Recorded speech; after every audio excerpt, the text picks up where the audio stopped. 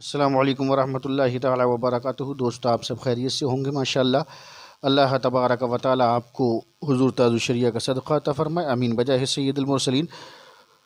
آج ہم آپ کو بتانے والے ہیں وہ حضرات کتنے اور کون کون ہیں جو حضور صلی اللہ تعالی علیہ وسلم کی ولادت یا اظہار نبوت سے پہلے آپ پر ایمان لا کر مشرف و اسلام ہوئے۔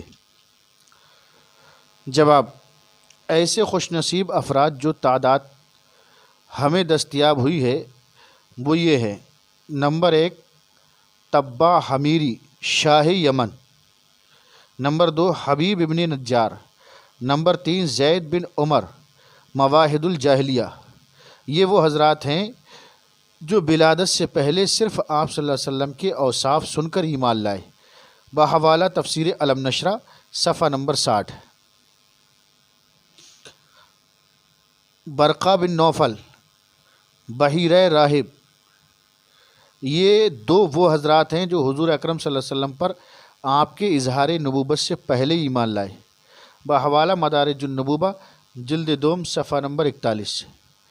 حضور اکرم صلی اللہ علیہ وسلم نے ملک شام کا پہلا سفر کس عمر میں کیا؟ جواب: 12 سال کی عمر میں ہے۔ بحوالہ مدارج النبوہ جلد دوم صفحہ نمبر 40۔ ایک دوسری روایت میں 12 سال 2 ماہ 10 دن کا ہے۔ حضور اکرم صلی اللہ علیہ وسلم نے فرمایا: میں 2 ذبیحوں کا بیٹا ہوں۔ یہ 2 ذبیحہ کے مصداق کون کون ہیں؟ جواب: 2 ذبیحہ سے مراد ایک تو حضرت اسماعیل علیہ السلام ہیں جن کی اولاد میں سے آپ صلی اللہ علیہ وسلم ہیں، اور دوسرے ذبیحہ آپ کے والد ماجد حضرت عبداللہ بن عبد المطلب ہیں۔ ان کا ذبیحہ نام کے ساتھ موسوم ہونے کا واقعہ اصحاب احادیث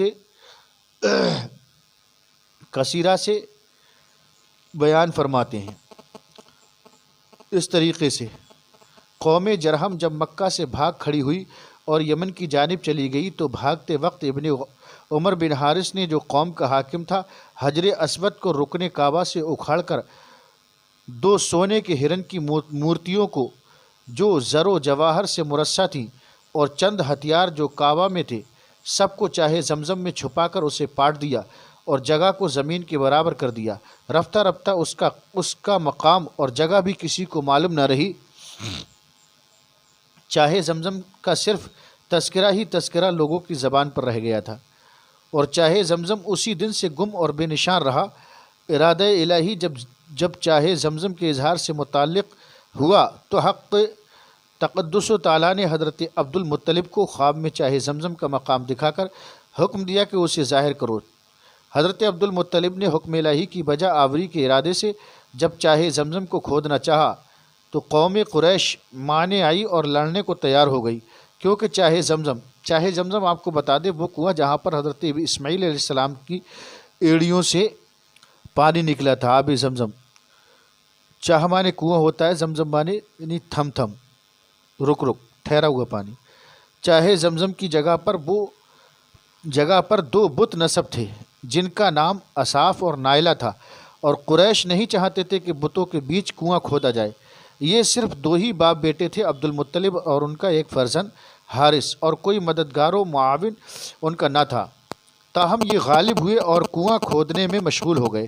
اس وقت عبد المطلب نے اپنی تنہائی کو محسوس کیا اور منت مانی کہ اگر خدا تعالیٰ مجھ کو 10 فرزند عطا کرے، یعنی 10 بیٹے، اور چشمہ بھی نکل آئے تو میں اپنے بیٹوں میں سے ایک کی حق تعالیٰ کے حضور قربانی دوں گا۔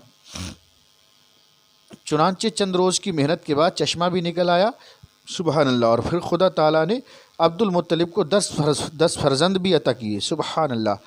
چاہے زمزم کے نکل آنے سے قریش میں عبد المطلب کی عزت و منزلت دوبالا ہو گئی، ماشاء اللہ۔ سب ان کی بزرگی اور سرداری کے قائل ہو گئے۔ جب عبد المطلب کے سبھی بیٹے حد بلوغ کو پہنچ گئے تو انہوں نے اپنی مانی ہوئی منت پوری کرنی چاہی اور اپنے فرزندوں کو جمع کر کے سارا حال بیان کیا۔ تمام بیٹوں نے بیک زبان کہا: آپ کو اختیار ہے، اگر آپ ہم سب کی قربانی دینے پر راضی ہیں تو ہم سب تیار ہیں۔ حضرت عبد المطلب کو اپنے فرزندوں کی یہ اطاعت اور سعادت مندی بہت بھلی معلوم ہوئی اور فرمایا: قرع ڈالو۔ جب قرع ڈالا گیا تو اتفاق کی بات قرع کا تیر سب سے چھوٹے بیٹے حضرت عبد المطلب کے نام نکلا۔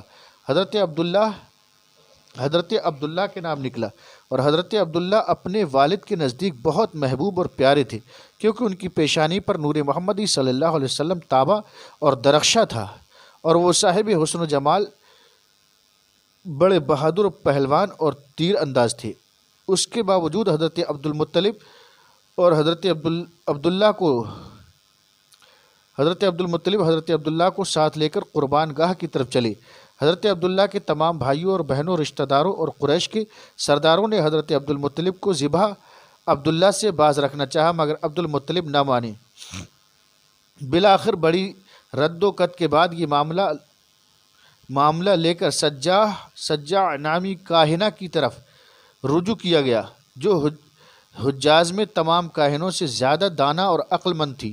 تمام ماجرا سننے کے بعد اس کاہنہ عورت نے کہا، تمہارے یہاں ایک آدمی کا خون بہا 10 اونٹ ہیں، پس تم ایک طرف 10 اونٹ اور ایک طرف عبداللہ کو رکھو اور قرع ڈالو۔ اگر قرع اونٹوں کے نام نکل آئے تو اونٹوں کی قربانی دے دو، اور اگر قرع عبداللہ کے نام پر آئے تو 10 اونٹ اور بڑھا کر 20 اونٹ عبداللہ کے مقابل رکھو، پھر قرع ڈالو۔ اسی طرح ہر مرتبہ 10 اونٹ بڑھاتے جاؤ، یہاں تک کہ قرع اونٹوں کے نام پر نکل آئے۔ چنانچہ ایسا ہی کیا گیا، اور قرع عبداللہ ہی کے نام نکلتا رہا، یہاں تک کہ جب اونٹوں کی تعداد 100 ہو گئی تو اونٹوں کے نام پر قرع نکلا۔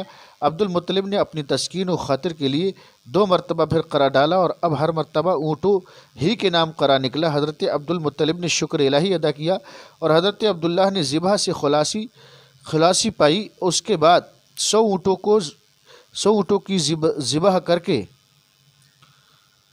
خاص و عام وحوش اور طیور کو کھلایا گیا۔ پھر عرب میں ایک شخص کی دیت 100 اونٹ مقرر ہو گئی، حالانکہ اس سے پہلے 10 اونٹ مقرر تھی۔ بحوالہ مدارج النبوہ جلد 3 صفحہ نمبر 17-16۔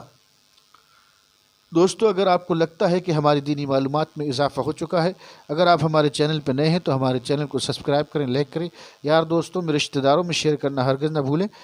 دعاؤں سے نوازتے رہیں۔ السلام علیکم ورحمۃ اللہ تعالی وبرکاتہ۔